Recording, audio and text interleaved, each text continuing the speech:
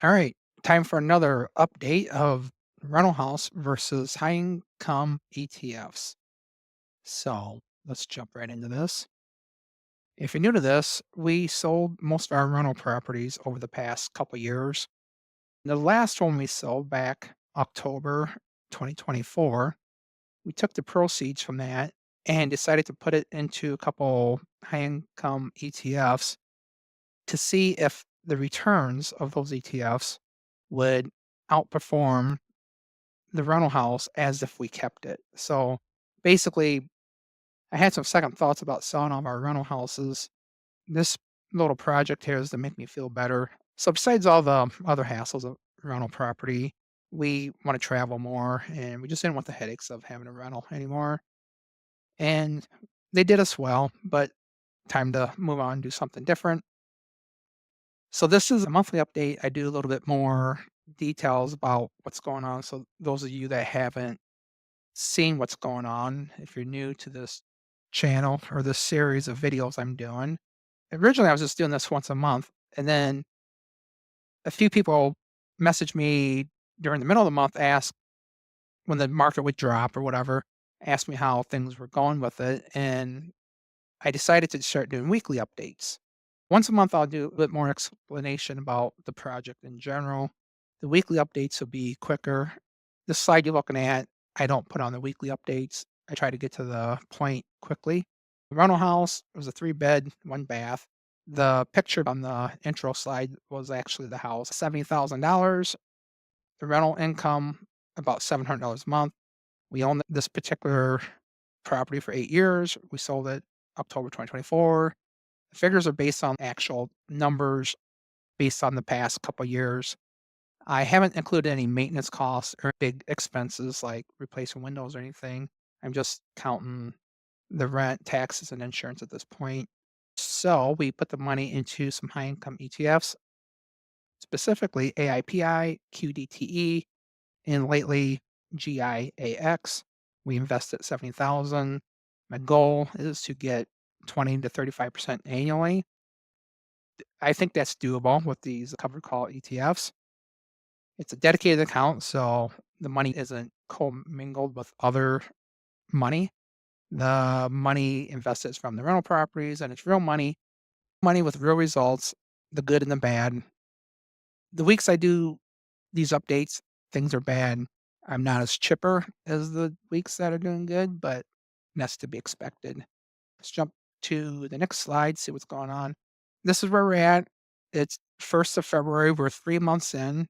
We started with $70,000. Our equity right now is 76,069. We are using margin on this project. I have $63,000 in margin, so a total amount we have invested is 139, 181. Down here you can see what stocks or ETFs I'm buying. I got GIAX, 100 shares. That's a recent addition. AIPI, 600 shares. And QDTE, 2,700. Average cost is right in this column. And you can see the total return, which looks horrible, but these pay high weekly or monthly dividends. So the total return is up. We start at 70,000 at 76,000. So even though the price per share has gone down, the dividends have made up for that. Mentioned this in a previous update. It's okay if these go sideways and don't go up a lot. I hope they go up a little bit. Since they pay out a good monthly or weekly dividend, I'm not worried about price appreciation in the share. I don't want the NAV to erode, but I want it to go up. Now, all these did just recently pay a dividend. So when it pays a dividend, the price of the share will drop by that equal amount. So GIAX just paid out 2%. So I expected that price to drop 2%, which would have been about 40 cents. And I paid 19.13 per share. If you subtract 40 cents, it's right around 18.80. So this is exactly what I expected. IPI paid out about 3%. I would have expected AIPI to drop 3%, which it did, but it actually bounced back during the day, so that's good. QDTE pays weekly, paid out 500 and some dollars. I expected that to drop. It paid out 2 huge dividends in December. That net asset value has dropped quite a bit. I expect that to climb back up and get back to even. I want the price to get back up around 42.50 just to make myself feel better. So down here at the bottom, you can see what I did for the month of January. I started out end of October, 1st of November is when we started this. I started up like $106,000 of QDTE, and then I start adding AIPI to it. And then a few times I jumped in and bought some more QDTE.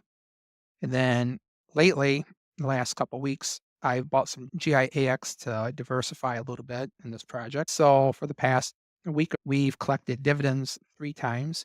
We bought 50 shares of GIAX. The same day we received a dividend of $869 from AIPI. I took that dividend money and bought 50 shares of GIAX. And then we have some Robinhood Gold, some interest, and some other stuff here.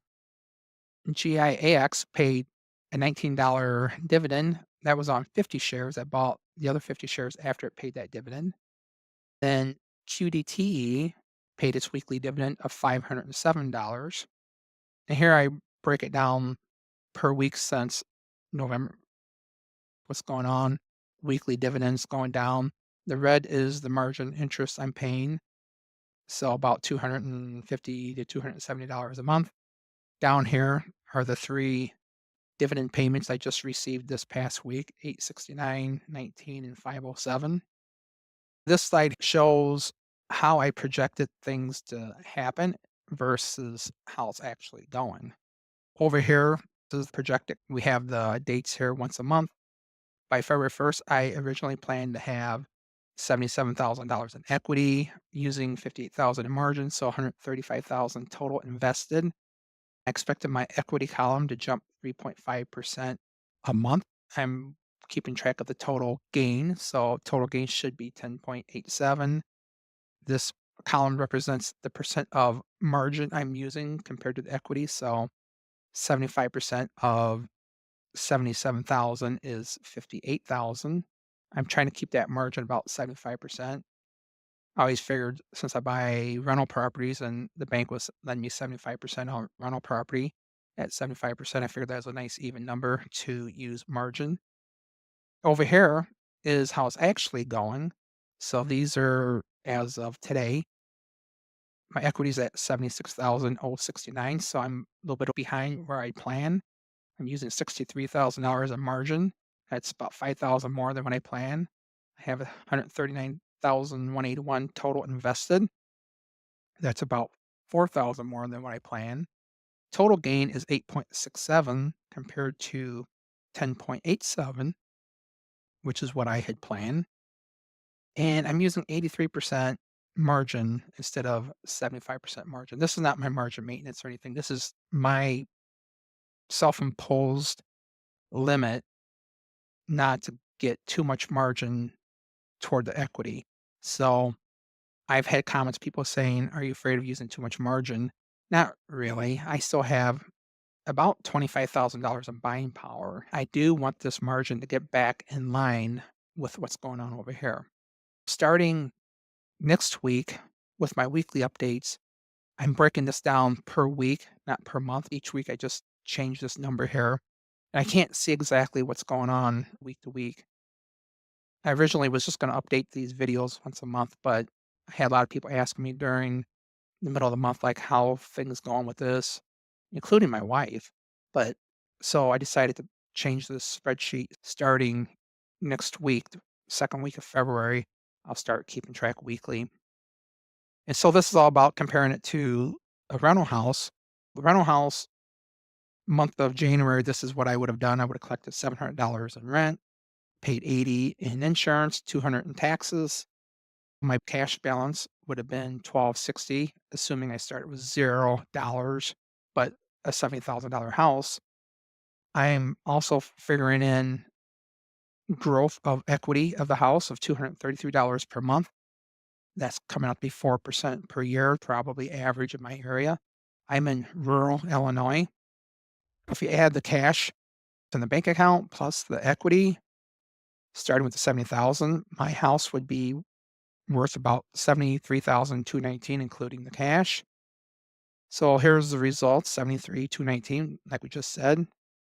My ETF, 76,069. That's how much money I would have if I sold everything and zeroed out that margin and took my money and went home. So my ETFs are up 2850 above what the rental house would be at this time. So it's not just the money. I would not have had any phone calls, no plugged up sewer lines, no broken windows, no broken light switches, or any other problem. I'll be doing these once a week, either late Friday nights or Saturday or Sunday, depending on what I got going on in my life. So if you like this, please subscribe. If you don't like it, please subscribe anyhow. Till next week.